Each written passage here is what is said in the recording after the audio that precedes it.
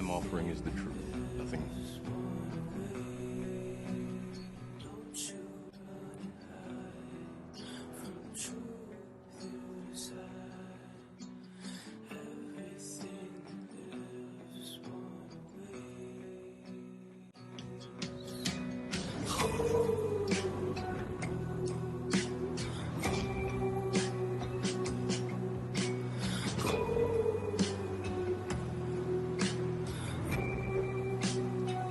Tell me about Joe and your relationship with Joe, and what do I need to know? Like, what's the thing about the ice cream? He loves ice cream. Tell me about that. Ice cream is big. Pasta with red sauce, he can go deep on that.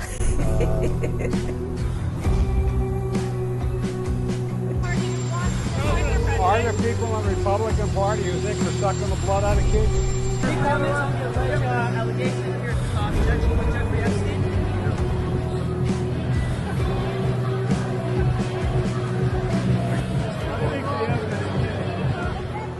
Wake up, wake up, wake up.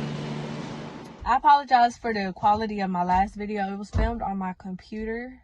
And I'm probably going to alternate. It's more natural for me to talk to my computer for some reason than my phone. But again, like I said, I know the quality will be better than the last on this video. But I wanted to touch on a few different things, right? And I don't know the trajectory of this video, so I'm going to just let it be organic. And then we'll figure it out as it goes, right? More so starting off with the idea of whether or not we are living in a simulation, right? And I know when a lot of people hear simulation, me included in the beginning, because that's how we've been programmed. You know what I'm saying? It's like you think of Meta or you think of some type of VR. You don't necessarily think of your current reality because that's not what we've been indoctrinated to believe. But then it's like the more observant you are, the more you look at the things around us, it's like it's debatable for sure. It's a plausible argument. I feel like to understand whether or not we're living in a simulation, you have to ask yourself, what is the definition of a simulation to you? Not what you've been taught. Everything that you've experienced in this life is credible because you've experienced it. So I know for me, my definition of a matrix is a manufactured reality, right? I'm sorry. My definition of a simulation is a matrix, basically, a manufactured reality. And so it's just like, based on that premise, it's like, okay, well, if a manufactured reality is something that is a simulation in my brain, then that would mean that this is a simulation. I hope that makes sense because I lost track of my my thought because I'm outside of my car, obviously, and so I'm like paying attention to everything going on around me, so I really got to stay focused. But yes, to me that would mean like, okay, this could be like a simulation. Let me offer another perspective. I don't know how y'all feel about the moon. I've came across some compelling information about the moon, right? And I've had my own personal, inklings, feelings about the moon. The moon has always been very mysterious, depending on who you are at your essence and the things that make up who you are as a being. You may be attracted to the moon, you might not. A lot of people in the spiritual community are attracted to the moon. I know a lot of people that practice witchcraft. Again, don't be turned off by the word witchcraft because of how we've been programmed to believe things. There's good and bad to everything. You got to keep that in perspective. So witchcraft, I know that there are some people that practice witchcraft that utilize the moon because it does have energetic properties just like the sun. It's the as above, so below paradigm. But like that being said, if the sun is what energizes us, and I feel so welcomed by the sun and everything that the sun, all of the energy that the sun brings, I don't feel that way about the moon. You know what I'm saying? And I never have. I never have felt welcomed by the moon. I've always admired it from a distance, especially, you know, those nights where it's huge and it's really low and it hasn't really set in the sky yet. And, you know, or it's different colors or whatever. Like, I've always admired it for its mystery, but I've never felt attracted to it, like on a deeper level. So, like, I came across some information, like I said, that was really compelling because it was just like stating how the moon is a satellite. It was not natural to this planet. There were indigenous people that have been interviewed at a specific point in time, and they have stated, yeah, the moon was not always here, and they remember when the earth was moonless. You probably didn't get much education about this. A multitude of cultures the world over refer to what is called the time before the moon.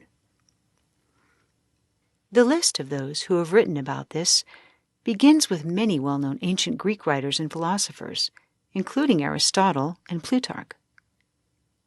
That's very compelling. I take indigenous word over, obviously, the word of the oppressors any day. That's no-brainer, because what do they have to lie for? Our oppressors have a lot to lie for. It's control, it's conditioning, it's keeping you in a controlled state. The indigenous people have nothing to lie about. You know what I'm saying? They gain nothing from lying. So that evidence was pretty compelling. And then when you really look at the moon and really get into it, it's like, okay, I've heard things that also go into how, you know, it is responsible for creating this hologram, this simulation that we're in right now. It plays a vital role in it because it's almost like it projects what the oppressors want to be seen, right, amongst us. It helps with their energy work, with their spells, all of that stuff. Told that the moon is a machine filled with computers. It watches, observes, downloads, uploads information to someone somewhere else in the universe. It has been used as a monitoring and manipulation station by non-humans for millions of years. I have talked with people who have worked in government intel agencies. People who would be CIA, NSA, have said, it's absolutely right. That's pretty compelling stuff. And when you really get into it, it really shows you that, okay, when you break down what is technology, you got to ask yourself, okay, well, what have I been programmed to believe that technology is? A lot of things that we are seeing in our realm is actually alien technology. Like I was mentioning in my last video, mind control. Mind control varies from MK Ultra, Project Paperclip. Like, I would really look into that stuff if you are completely new to mind control, because MK Ultra is very common. Project Paperclip is also very common, but it's a less common. MK Ultra spans from anywhere in the entertainment industry. You can find puppets of MK Ultra, but it also spans to a lot of agencies within the government. And you know, I would definitely recommend looking into Arizona Wilder. She's somebody that has a very, very interesting story, and it's hard for me to discredit or find any holes in it, because again, my whole thing is like, why would these people be lying about this stuff? And not only because there is like various answers you could say why they would be lying about this stuff, but to the extent of their stories and the fact that her stories line up with other people's stories, and they don't coincide at all. They have no correlation to one another. So it just makes you think. And that's the thing. You also got to check yourself when you come across information. Make sure that you remain open-minded, but also make sure that you're not being gullible and naive. You know, use your inner, you have intuition. That's natural to us. And that's a gift. That's one of our senses that they don't tell us about, or they don't allow us to fully develop. They don't give us the tools to fully develop, but that's something that is innate within us. And so it's just like, use your intuition to guide you, because a lot of the information I've came across, I've been on my spiritual journey, I would say, since I was about 13. And it wasn't linear, right? Like, it wasn't like I've just been on this constant uphill. It's been dips. I've deviated from my spiritual path, but I always come back to it. You understand what I'm saying? And I'm not just speaking for me. A lot of people that come across knowledge, or a lot of people that you see that are authentically bringing you information that is coming from them and not, recycled by other people, that information is not stuff typically that you just gotta go outside of yourself to find. I'm telling you, if you sit down with yourself long enough, if you go through have these verbal conversations just like I'm having now. I do this without the camera on. You know what I'm saying? Get used to just being with yourself, conversing with yourself. And it might feel weird in the beginning, but I'm telling you, all the information that you need is within you. Of course, it's great to do external research because, again, we don't know everything. And something that another 9 ether being might receive is not even the same thing I receive. But one thing I will say is we all are receiving just about the same message. You know what I'm saying? Or the same messages. And even if you're not being the one that's receiving it, it will resonate with you. And that's how I've always been able to decipher what's true and what's not true. And that's what I'm saying. I feel like that's my intuition, because it's like, what resonates with me, why does it resonate with me? Because I deem it to be true. I believe it to be true. So therefore, of course, I come across information that doesn't always really resonate with me. And I'm like, okay, I'm going to look further into this, or I'll see this, I'll see that. All that being said, with the moon, I definitely feel like it's high technology. Like I was saying with mind control, I feel like mind control is a form of alien technology, because the thing is, and I want y'all to ponder on this again, it does not have to resonate with you, but don't strike down everything just because it seems off. There's a picture that I'm going to upload too. But when it comes to Egyptology, when it comes to the Sumerians, when it comes to all these ancient civilizations that they inform us of, right? That they do give us knowledge about. That they didn't completely eradicate from the Earth's surface. Planet Kai's surface. I ask myself why. Me, myself, personally, I've been surrounded by Egyptology for a really long time. Both my parents have a respect for it. My dad specifically, he introduced me to the Sirius star system a long time ago. The idea of Planet X, Nibiru, all of that stuff, a long time ago. And I would always regard them as, okay, this is the ancestry. This is where we come from, stuff like that. And that's not to say that that's not true. But what I will say is, when you're looking into Egyptology and things like that, I think the point where I'm at in my spiritual journey is really trying to understand where it is that I genuinely originate. Who are my true ancestors? Because it's really hard to filter through the mess. It's so much information out there, misinformation and factual information. Excuse me. So that's just where I'm at. And like I said, I'm gonna upload the picture. There's a phallus symbol in Egypt that they were putting up, that I believe it was the Moors, but I'm not sure. I gotta do more research.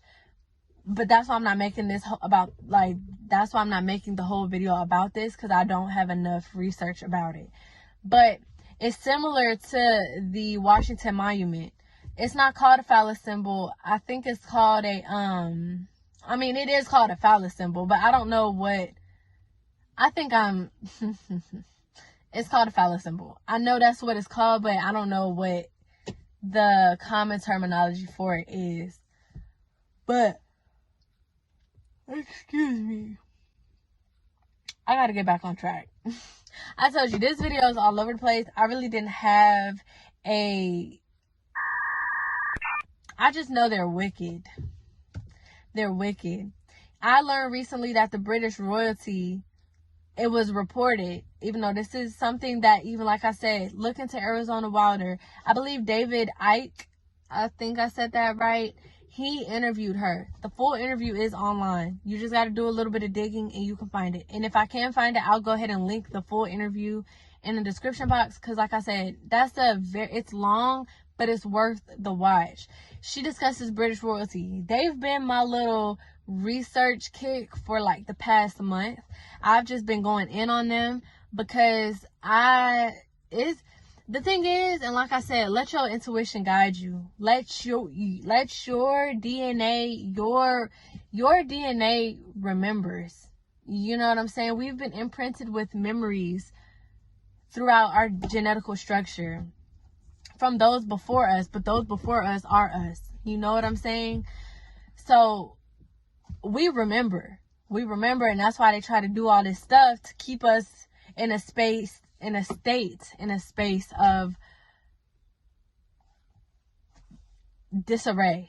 So, because if we really began to remember who and what we were, this wouldn't work out well for them.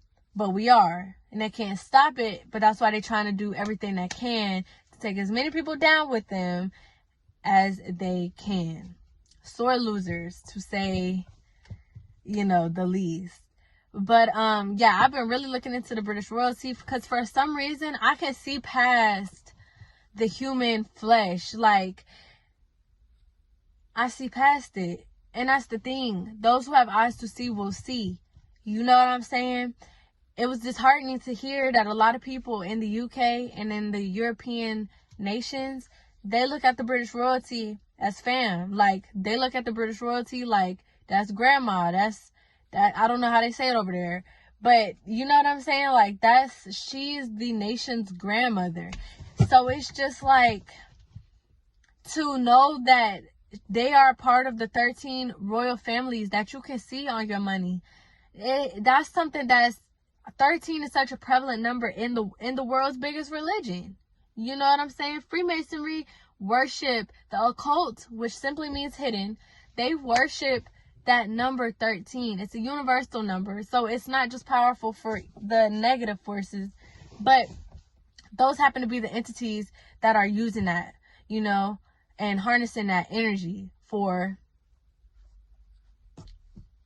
the opposite side. You know what I'm saying? So, but it's a really big occult number, 13. And the fact that, okay, it's 13 royal bloodlines here, right? Of course the royal families is one of them. You gotta, like going all the way back, it's like, okay, like I was referring to, the article was basically stating that the royal family used to feast on human flesh 300 years ago, I believe it was 300 years ago. And that was it. And it was basically like, you don't got to worry about it no more because they don't do it no more. But this is my thing, right? And this is something I believe. The same man, the same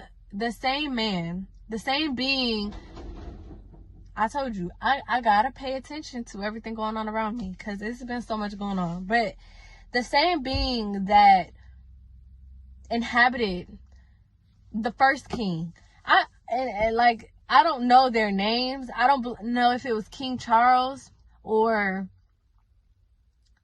who.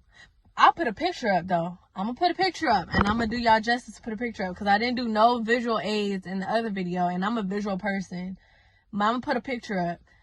That man is literally a direct descendant of Count Dracula. Now, let me say this because they do inbreeding in their family. Wake up, wake up, wake up. Don't you